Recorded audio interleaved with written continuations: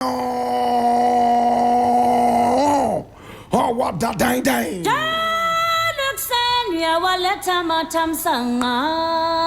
This is the voice of the Patriot.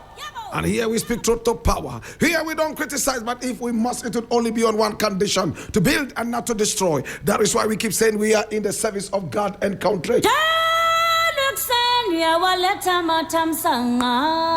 Today, we have some really interesting stuff we want to look at, and I need you to come along. Now, the very first story we are looking at today in our editorial called Voice of the Patriot. It is taken from Ghana Web, and it says Iran mobilizes over 1 million troops ahead of possible U.S. invasion. And that's from an Al Jazeera report. And I read, now the Islamic Republic of Iran has reportedly mobilized over 1 million fighters to fight the United States and Israel armies in the event of an all-out war. Now, according to a report by Al Jazeera, Iranian military sources said that over 1 million troops have been prepared for a ground battle with the U.S. in the event that the U.S. deploys ground troops in the ongoing war.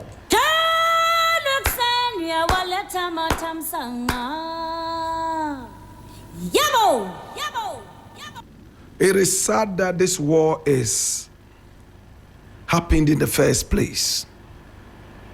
But we can learn and pick up very important lessons from this war. It's not always that strength, military might wins a war. Trump thinks that is all about force. Trump has boasted time and again that America has the world's biggest military power. But this is the case that Iran is giving them a big run for their money. My brother, in Iran, Islamically, remember, is the Islamic Republic of Iran. Islamically, it is not lawful to produce some weapons, like chemical weapons, nuclear weapons. It is un-Islamic, because these are weapons of mass destruction. These are weapons that are targeted at humans. So by the Islamic law, they are not supposed to be producing any nuclear weapons. But America still went ahead, alleging that this country that has been peaceful for over 100 years and never engaged in any war is producing nuclear weapons. It looks like the easiest way to attack any nation now that is showing some signs of prosperity is to tag them with the production of nuclear weapons. We saw it happen in Iraq. They said Saddam Hussein had chemical weapons. They knew they were lying. George Bush and his demons went into that country. They killed innocent people. They hanged all Saddam and decapitated him. We still remember that like yesterday. We all remember when George Bush spoke the American English. Saddam Hussein has got up to the Saturday to quit Kuwait in the days of the Kuwaiti War. We forced our ears to understand the American English when we listened to him on BBC radio in the days.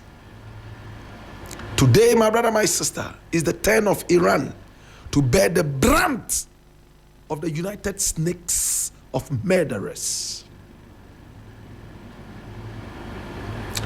My brother, my sister, it looked like they bit more than they could chew.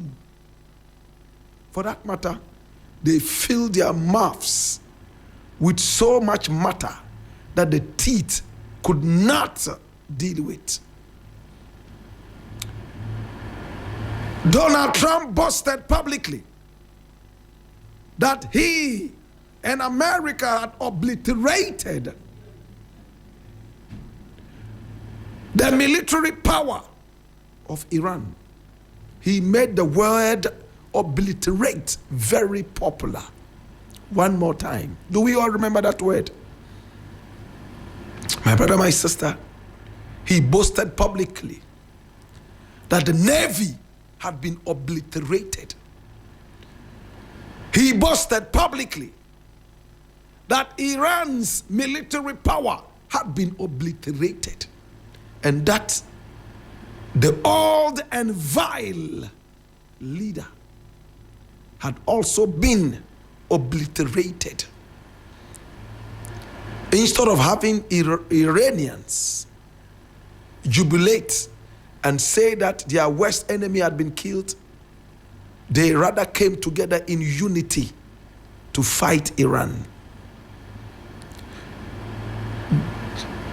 Trump told Iran to open the Strait of Hormuz, or else he would go down there with all the might that he can conjure to open the Strait of Hormuz. Iran decided to call the bluff. Mines were planted in there. They exploded time after time. And Iran, whose military power was said to have been obliterated, was rather reinvigorated. My brother, my sister, and the bombs started flying from Baghdad, hitting targets in America's little puppy, Israel, destroying so many different things. And they wondered where the new might was coming from. My brother, my sister, they underrated the might of Iran. Today, they have decided to swallow their own vomit. Trump, who swore that he will never sit down with Iranians and discuss any form of peace. Today, like a dog with his tail in between his legs, he's gone there and he says that, oh, Iran has agreed that everything should be okay, they should end the war and everything would be cool. Iran has even started supplying free oil to the United States. Now today we are hearing that Iran is raising an army of over 1 million people. What does this tell you? It means the Iranians are ready to defend their land. It doesn't matter how strong you are. They will fight until the last man goes down. That is what is called patriotism. My prayer is that Ghanaians and Nigerians will not go quickly and be part of this 1 million man army. Because we saw Ghanaians in Russia joining the Russian and Ukrainian armies just because of no kufio, negbomobaye. To Iran, I want to say thank you so much for standing up against this arrogant enemy. An enemy that is so full of braggadocio, running left, right, and center, claiming to be obliterating, but rather reinvigorating all these things. They went all the way to Venezuela and picked up the president. He locked him in a bunker in America. What an arrogant president. For fear of death, we are unable to speak our minds anymore. What a dirty leader. Very dirty criminal demon called Donald Trump. I'm glad I made that song, and I'm going to play it. My brother, my sister, is the war going to end? That is my prayer. The war should end now. Even if the war ends today, America would have still learnt a lesson that it is not always that bombs win a war. It is not always that macho wins a war. Why? Because of America, there shouldn't be peace in the world. Many son impone.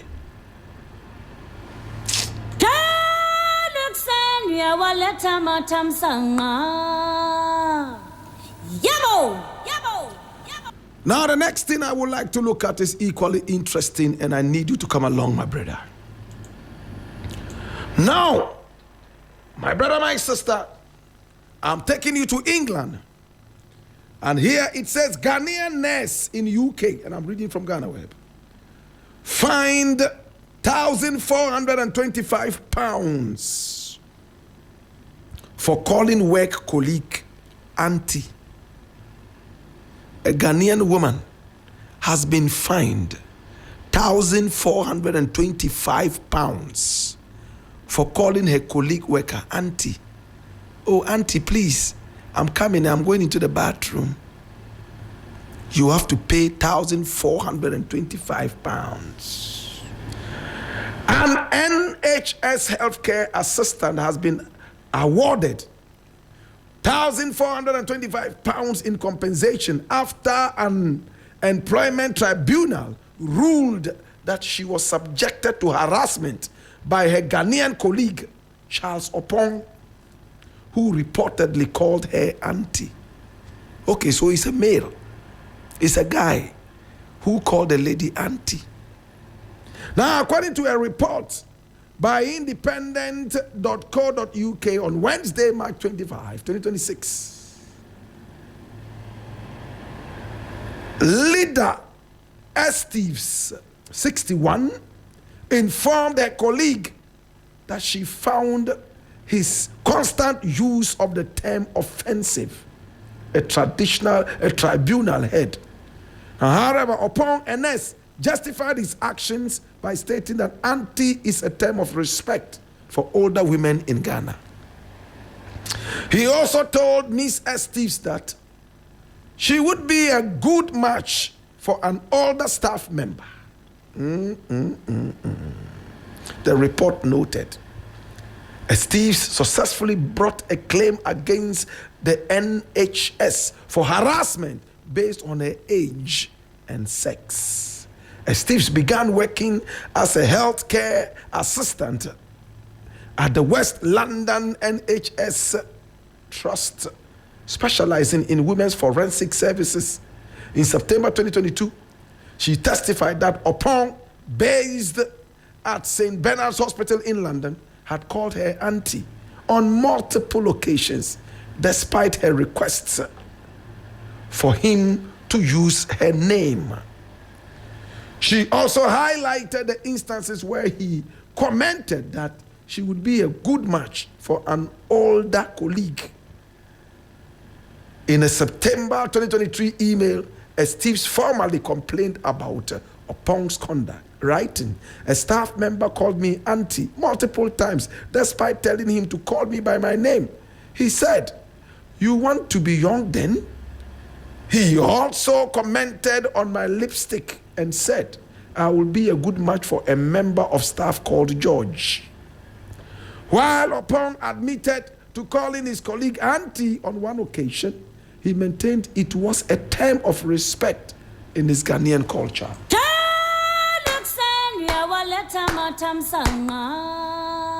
Wow. So my brother, they say when you go to Rome, you do what the Romans do. You don't go to Rome and walk into a Roman restaurant expecting to get akpan and fetiri dechi, or fetiri toto, or fetiri tadi. You don't expect to go to Rome and then you enter into a Roman restaurant and you expect to get gobe to eat. No. Or quickly. No, you can't get that. Or tuozafia mi and kuka. You must be ready to eat traditional Roman food. Okay? You cannot go to Rome and call the president of Rome, Nimanche. No. My brother, my sister, he's called Caesar. Caesar is different from me. You cannot go to Saudi Arabia and call the Saudi king Yana or Togbi. My brother, my sister, this was what the gentleman did. He used the right term at the wrong place. And when the young woman, at least she wants to be called young, told Opon, please, next time just call me by my name. I prefer that you call me by my name. He said, you they run away from being called old woman, eh? You be old woman where they call you auntie. You too, you did that. They say, next time, call me by my name. You serve like they for join you with George. And George is an old guy who is about 67. And the woman took offense. According to her, he called her auntie more than 4 or 5 times afterwards. And she begged him, please, call me by my name. I have a name. Please call me by my name. But he continued and insisted on calling this woman auntie. So she reported it. And in court, he said, oh, in Ghana, when we say auntie, it's a sign of respect. That's correct. Oh, bra. Oh, bra Sami. All the young ladies here, they call my producer bra Sami. Because Ewenam, who is about, I'm 22, 23, cannot call my producer bra Sami, who is at least 61. At 61, you cannot approach my producer and call him, Same, come here. Or Same, did you see this? No, you can't do that. You have to add bra. It's a sign of respect here in Ghana. And if you meet me, a young man like me, and you are a 22-year-old like Ewenam,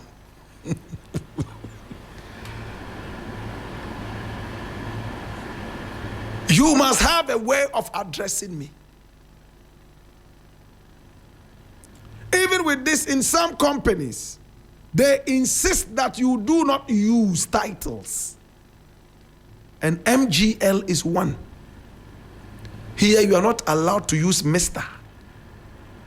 You can't say Mr. Nyama. Call him Nyama.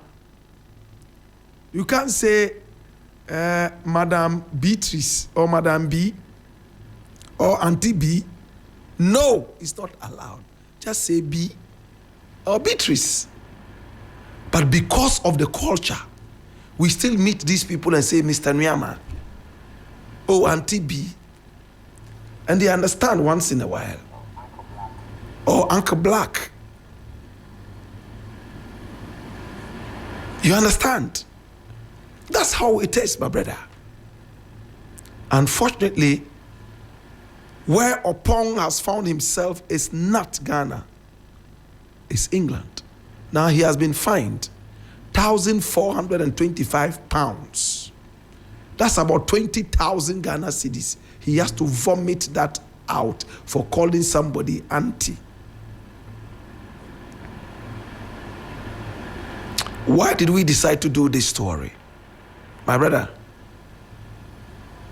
wherever you go, know exactly where you are. Do you go to a presidential dinner wearing a bikini? Tell me, I'm asking you. Do you go to a presidential dinner wearing a swimwear? Where do you wear a swimwear? At the beach, isn't it? Where do you wear your see-through bikini? In the bedroom True? And then you go to a dinner, presidential dinner, wearing a bikini or a swimwear. So yes, it is allowed for you to wear these, but you have where to wear them. Correct? That is what it is. Wherever you find yourself, make sure that you live by the tenets of what is practiced there. In other words, when you go to Rome, you do what the Romans do.